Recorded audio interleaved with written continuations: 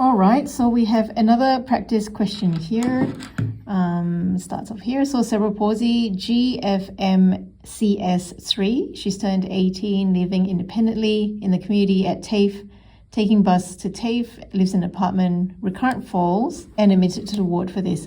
So just a tip, especially in the written exams, or if you can access any of the questions ahead, I highly recommend that you read all the questions that are available to you, because when you read the questions, you get an idea of what the examiner is asking for, as opposed to answering the top question straight away. And then as you work your way down the questions, you suddenly realize that you might have answered the top few questions wrongly because it's out of context.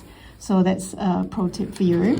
All right, so the first question here is got define ICF. So ICF stands for the International Classification of Functioning, Disability and Health. This is from the WHO website. So International Classification of Functioning, Disability and Health, known more commonly as ICF. It's a classification of health and health-related domains. As the functioning and disability of an individual occurs in context, ICF also includes a list of environmental factors. I'll be honest, although this is the formal definition, I don't think it's that clear. I would include a couple of comments indicating that essentially it's how a medical condition affects certain organs and causes impairments in a person. And the ICF includes or helps us consider how their new impairment affects their ability to undertake their activities of daily living. It may limit their personal, domestic, as well as social activities of daily living.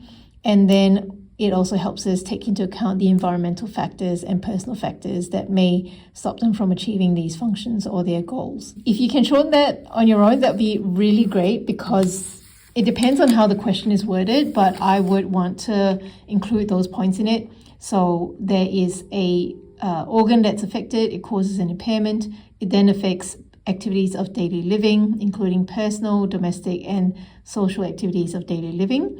They are therefore unable to participate in certain goals, and what are environmental and personal factors that may help them or stop them from achieving their goals or their ADLs. All right, very well. Moving on.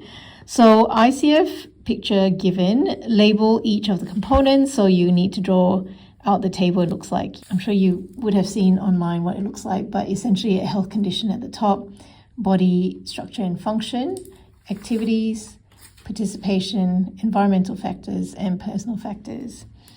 And then the next question says, list 4 ways in which this patient's injury will affect their participation using the ICF.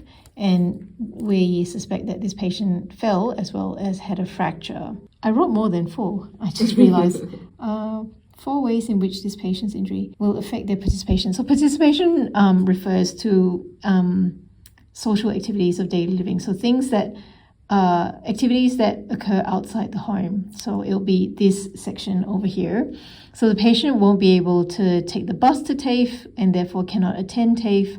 They won't be able to attend their usual social outings, and activities such as shopping and other community access will be affected. So that's 4 over there. If you want to have a look at my table, go ahead and have a look at it. It looks like I over-answered this question over here. I over-answered this question over here. So there you go. Moving on to visual problems. Gives you Humphrey visual fields, asked to interpret it. There's 2 findings, and it looks like the answer is almost complete loss of central field on the left and outer quadrant loss on the right. Yeah, I think that one, they've already provided the answer for you. Causes of subacute bilateral papillar edema, 4 marks. So I had to look this up, and we're talking about subacute bilateral papillar edema.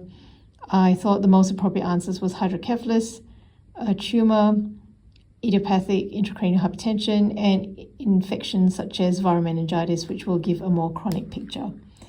If you think you have better answers, great, but that was the best that I could come up with. So 4 ways to improve her false risk due to poor vision, this question over here.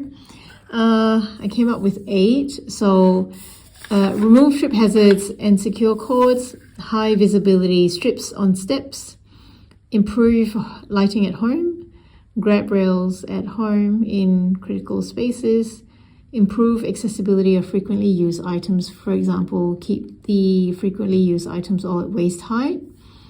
Number 6, time toileting so that she's not rushing to the toilet. Number 7, always replacing items back at the same location. Save her from having to search for them. And potentially a white cane as well, because she can use that to feel around her environment.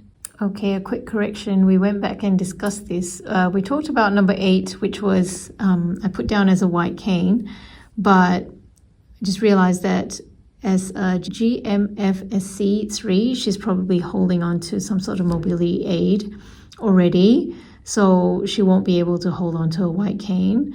A white cane is predominantly to feel for your environment. It's not going to support your weight, so that would not be appropriate for her if she's already using a mobility aid. But certainly you can put a white cane down for a higher functioning patient with cerebral palsy. So instead, I think a better answer would be an appropriate mobility aid, for example, a forward walker. 3 X-ray findings of developmental dysplasia of hip other than degenerative changes.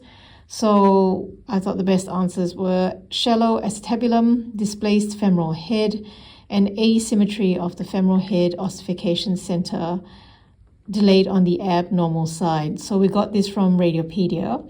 Radiopedia does provide other answers such as angles and things like that, but my feeling is that in the rehab exams, they're looking more for these sorts of features without the need of measuring angles.